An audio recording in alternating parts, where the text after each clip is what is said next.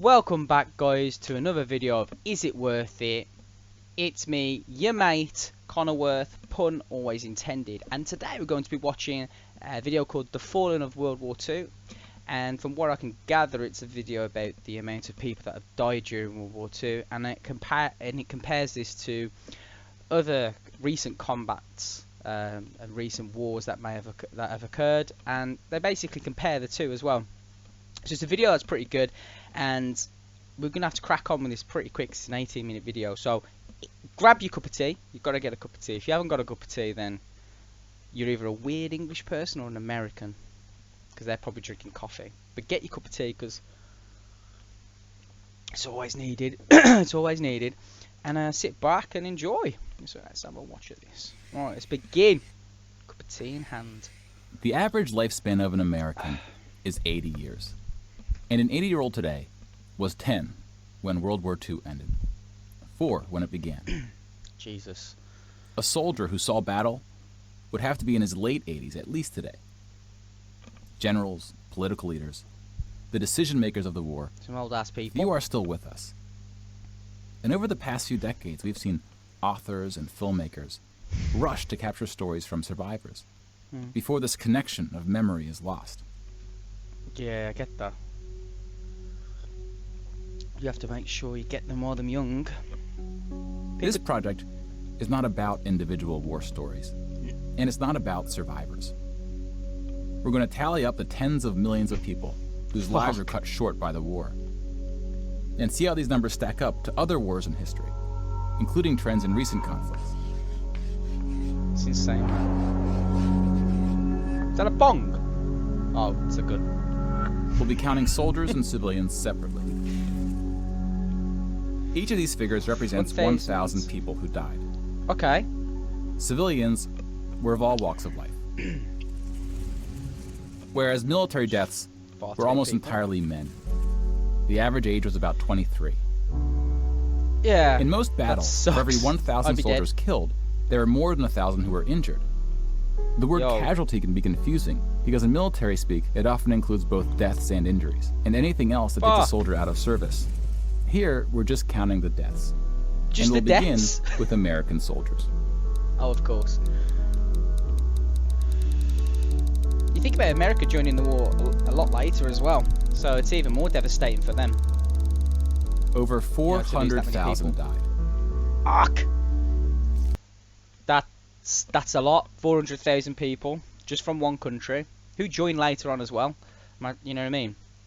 400,000 people. Most of the deaths occurred in the European theater, fighting the Nazis. Man.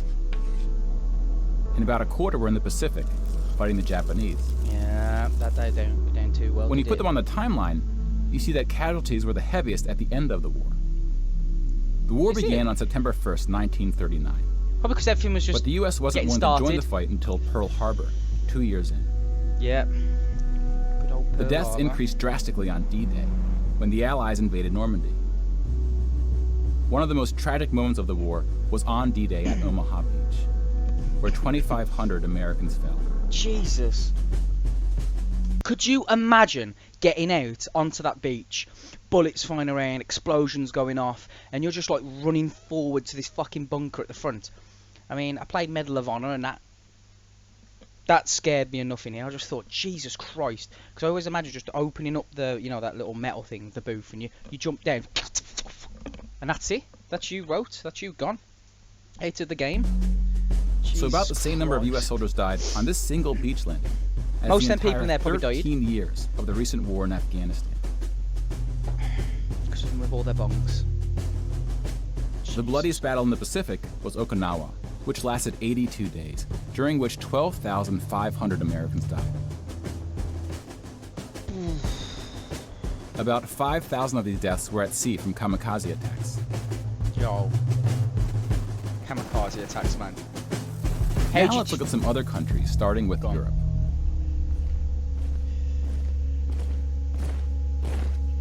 Germany started World War II when it invaded Poland. Yep. Poland ultimately lost 200,000 soldiers in the war.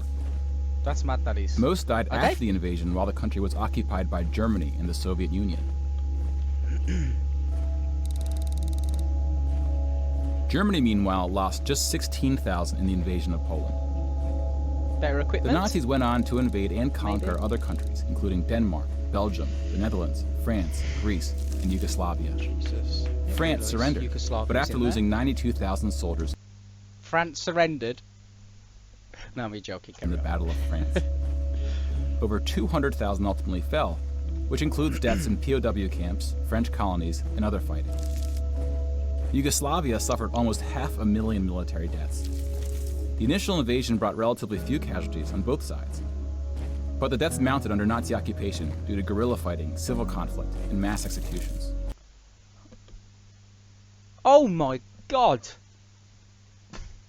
Greece did alright, but Jesus Christ, Yugoslavia, 500,000 people. Could you imagine that?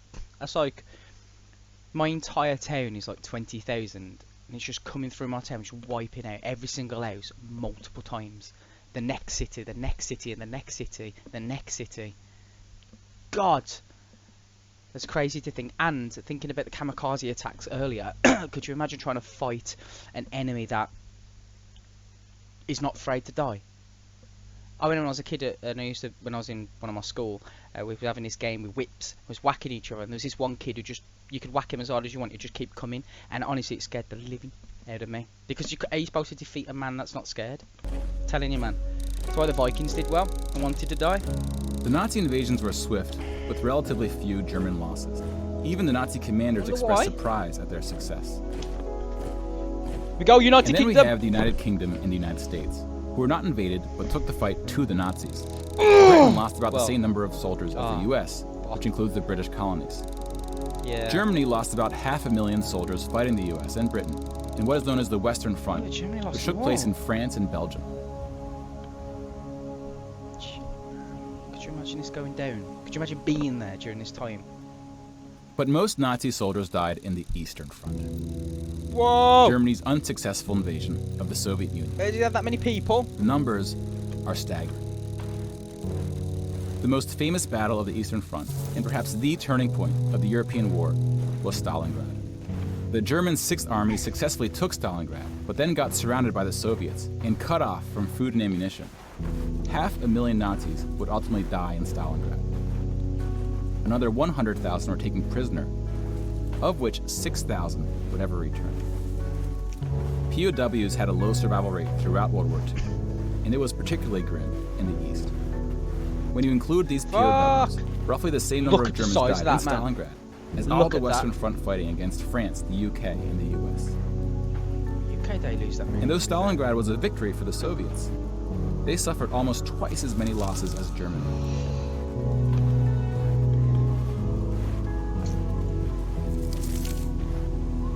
The Soviet Union would eventually defeat the once unstoppable German army, killing 2. Yo, how on earth?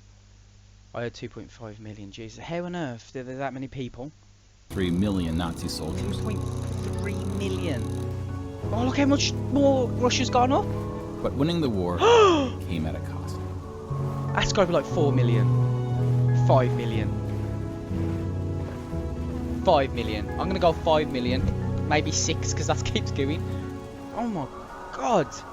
Nah, stop, bro. It's like Mount Everest. That's why Russia's so angry. That's why Russia is so angry. God, they really... Yo, I didn't know Russia did so much, man. Yo. Can we get a zoomed out picture so we can see everything? Yo, United Kingdom didn't lose that many. Didn't expect that. Alright, ready? 3, 2, 1, stop. 8.7 million is the official tally by the Russian military, a hotly disputed number. Some studies have calculated as many as 14 million dead.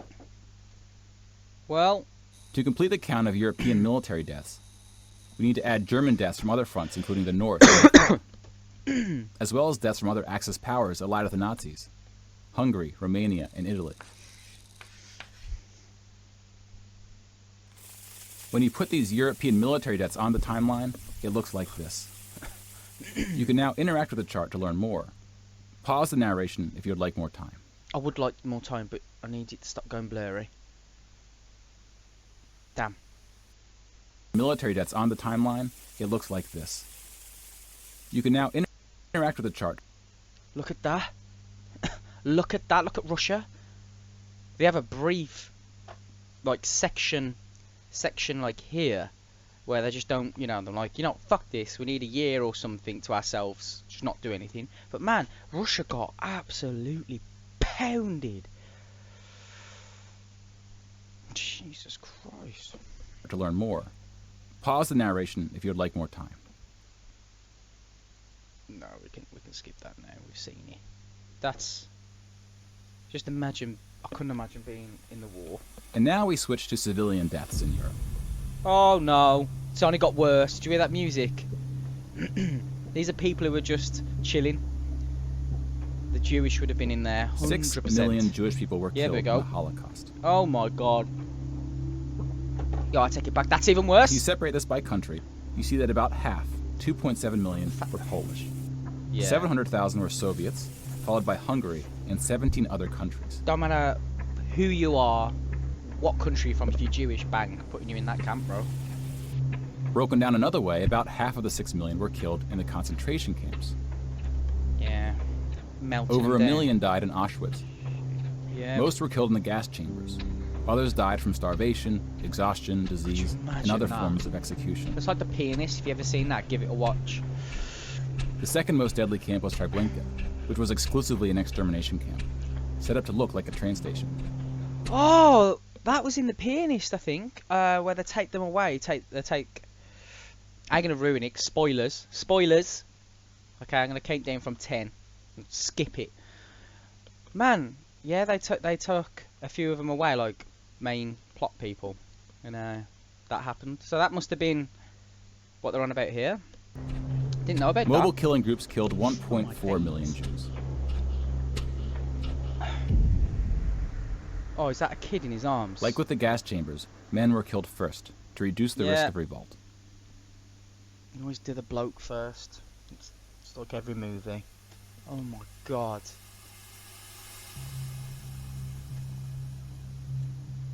Don't know, man. Dying that way, it's not a nice way to go, man.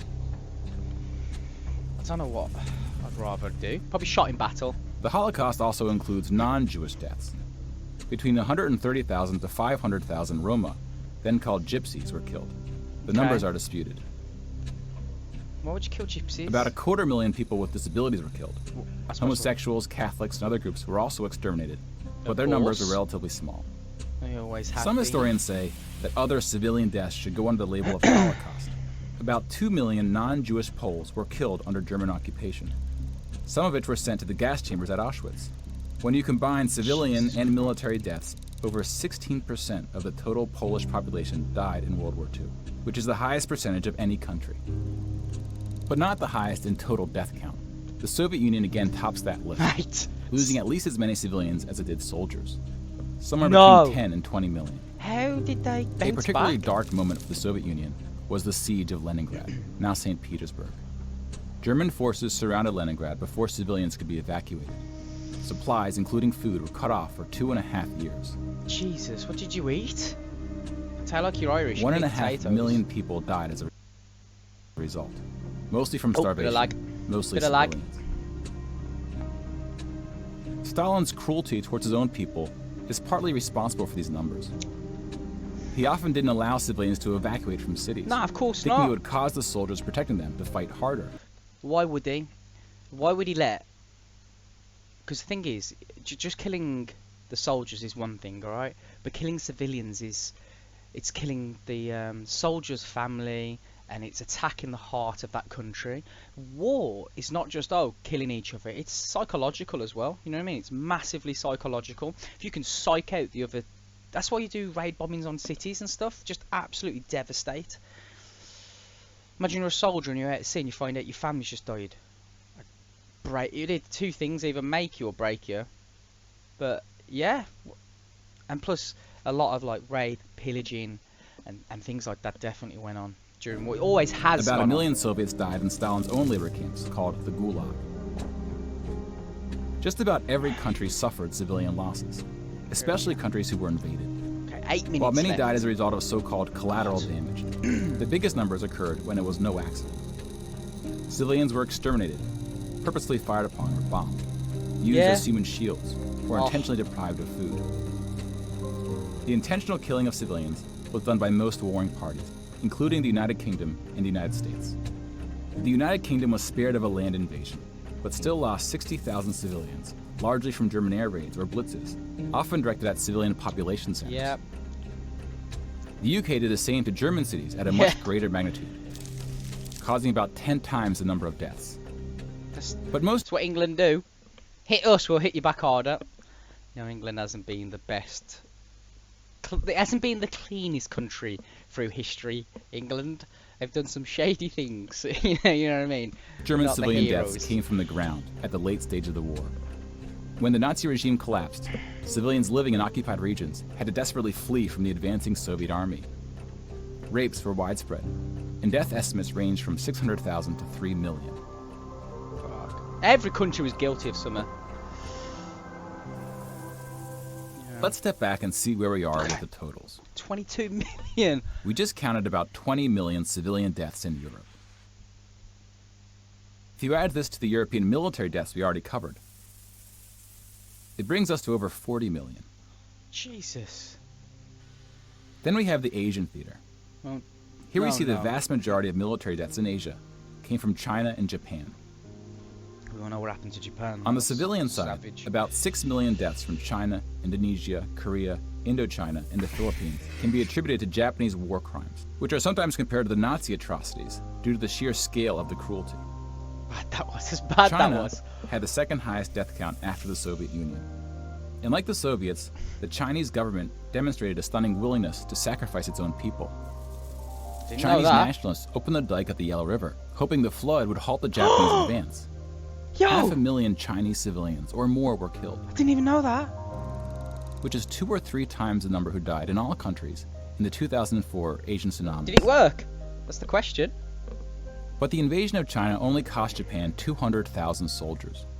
Most were killed fighting the US and allies in the Pacific War. But your civilians, though. A significant portion of Japanese civilian deaths were caused by American firebombing and the 2 nuclear attacks. I'm not American. Contrary to official US statements, these airstrikes were directed at civilian populations, Jesus not military targets. Christ. Oh my God. When you add all the deaths outside of Europe, it brings us to a grand total of 70 million for the war. 70 million so far. And you know what the thing is? Like, we all like to demonize Germany. Yeah, of course. You know, Germany were the big pushers in that war, but you know, you can't just demonize Germany because everybody did bad things. All the countries there did some shit, raping, pillaging, killing each other's. You know, because in war, you lose track of morality. You know, you try to hold on to it, but you can lose track of morality. You don't tell me English soldiers, American soldiers killed, raped, you know, like German women. Of course, in other countries, yes, 100%. No one's clean in war. Nobody's clean. Give in or war. take, depending on who's counting, and what civilian deaths get included. Makes a lot of money, though. Makes a lot of money. More people died in World War II than in any other war in history. For comparison, here are Here we 20 go. or so of the very worst wars and Well, atrocities World we War One have only on record. 15. 40 million from Some of these are MRO. more of atrocities than wars, but we've seen how that distinction can get blurry. I give him that. Some of these spanned across centuries. World War II had the highest body count, yeah. and it all happened in just 6 years. The world's population has grown significantly since the earliest atrocities on this list. 70 million. If you want to compare them in terms of 40 what percentage of the world 20 died, million. we can adjust the chart to look like this. This rough approximation Oh, tells okay. us there may have been more devastating wars before World War II, proportionally speaking. Yeah. God, what's that big ass one there? I forgot what that was.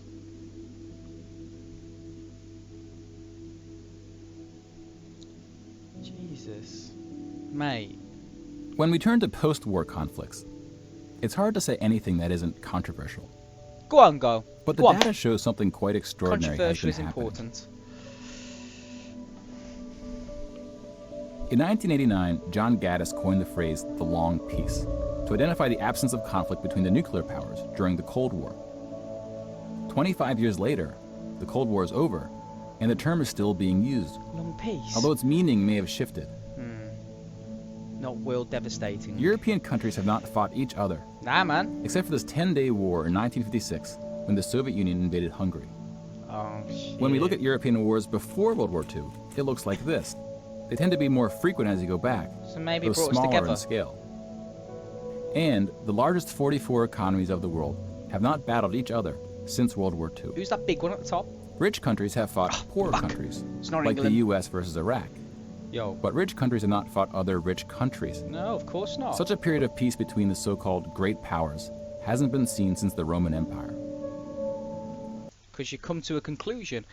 Why fight each other and you know, lose money? Because, you know, when a country fights another country, let's say this country borrows a lot of money and they take over that country, they inherit their debt as well. I'm sure that's how it works. So the bank gets money back from whoever wins. They prosper in war. War does make money, regardless of what people think. It makes money. But if you think about it, why would a rich country fight another rich country when one rich country could potentially lose its wealth? Stupid. Band together and make money off everyone else. To many, peace is too strong of a word. I don't know, just a thought. Probably Wars bullshit. have occurred since World War II, and they can be grouped into these 4 categories. What we got? We don't see colonial wars anymore. We've already noted that interstate wars between rich countries have not occurred at all. And here we see wars involving smaller economies have tapered off. That leaves civil wars of 2 types, with and without foreign intervention. And this is what these battle deaths look like alongside of World War II. Let's have a look. More people died fighting in World War II than in all the wars since. And again, we can't forget about world population, which has almost tripled since World War II. If we scale these numbers to show deaths in proportion to world population, showing the likelihood that a person on Earth dies in battle, the downward trend becomes even more pronounced. Now, this isn't to infer anything about why this trend is occurring. That's a discussion for another day. You can now interact with this chart to explore what conflicts are behind the totals. Now, bear in mind, we're just looking at battle deaths here, not civilian deaths, but those too are in decline. Peace is a difficult thing to measure. Yeah. It's a bit like counting the people who didn't die in wars that never happened. We give such importance to the word peace, but we don't tend to notice it when it occurs, or report on it. Sometimes it takes reminding ourselves of how terrible war once was to see the peace that has been growing around. I think it's people always talk about why should we have bad things in life, you know, and you talk about, you know, like the old decision with God. Is God real? If God was real, why would he let all these atrocities happen? No, I'm not religious in any way. Don't get me wrong, I'm not religious. Never have been, never will. Unless, like, it comes down. Even then, I'd think I'm tripping. But what I'm trying to say is, peace and when, you know, like, being in the world, peace is very important, but so is atrocities. And hold your thought, don't get angry. If you think about it, how do you know something's good if you've never experienced bad? How do you know, for example, I'm going to give an analogy. I like Coke, not the sniffing kind, like the drinking kind. I really like Coke. You can tell the difference if you drink a lot of Coke between good and bad, but you have to drink a bad Coke to know a good Coke. Do you understand? It's the same with World War II. You need to see an atrocity to realise, yo, that is really bad, let's never do that again. Even though stuff still happens, but we never had anything on a global scale. Now what will happen is, in the next 100, 200 years, if we're still here, the super volcano haven't done us in, what will happen is people will forget about World War. There's no one alive, there's no one relatives, you know, that's close, that have been through it, so you won't remember it, they forget about it, and it'll just happen again. If you look at history, it's just renowned for big, just war. We've fought each other from the dawn of time. That's what the human species are. We're an awful, terrible parasite that just takes from the earth and fight each other for it. That's why we... Of course, this trend may not continue, you know, and it's not clear how looking at these charts can help us make the right decisions to ensure that it does. But the longer the long peace grows, the more significant it becomes. Oh, this is trippy. I don't like this So if video. watching the news doesn't make us feel hopeful about where things are heading, watching the numbers might.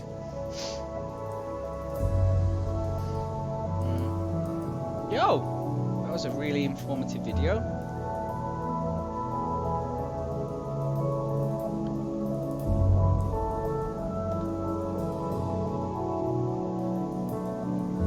Alright guys, so thank you for watching this video and learning along with me. I don't think there's any more to this now. If you would like to support this project and encourage new episodes, please follow us using one of the options below. Yeah. And consider paying the suggested Bang. ticket price for today's show. Bang. Thank you very much. So guys, please subscribe to this channel. It's very informative. It tells you a lot of stuff. It is a great channel. But yeah, God, that's shocking, isn't it? You know, the amount of I don't know what to say, man. I just couldn't imagine myself being in World War II. I just couldn't imagine myself. I couldn't see it. And if I was, you know what, World War II, World War One, I would have volunteered probably, because it's not like, you know, you send your soldiers abroad and you, oh okay, you sit here happy as Larry. No, like there's people dying in your country. Germany are coming to fucking invade. You have no choice. You would volunteer. Everyone would volunteer, whether you're scared or not. Because if you don't volunteer, you're gonna die anyway. Oh my God. Thank God for 2019. We just have Brexit at the moment in England. Yeah. Well, we're not going to spark political debate because that always ends in badness. But yeah. Thank you for watching, and I'll see you next episode. Like, subscribe, and leave a comment. Oof, you leave a comment.